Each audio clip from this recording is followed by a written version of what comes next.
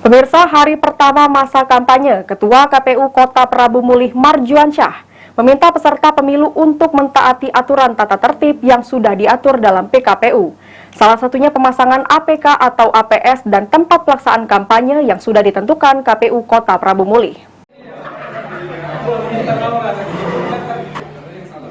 Komisi Pemilihan Umum Kota Prabu Mulih meminta kepada seluruh peserta pemilu 2024 untuk mematuhi aturan terkait pemasangan alat peraga kampanye dan lokasi pelaksanaan kampanye.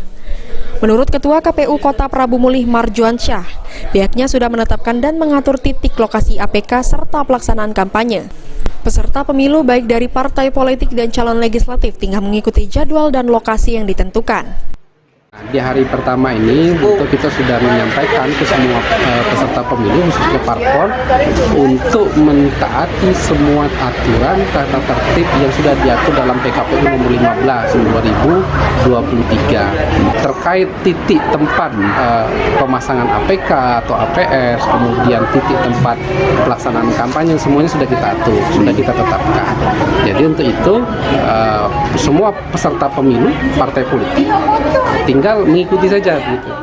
Berdasarkan PKPU, terdapat beberapa poin yang mengatur pemasangan APK dan rapat umum kampanye.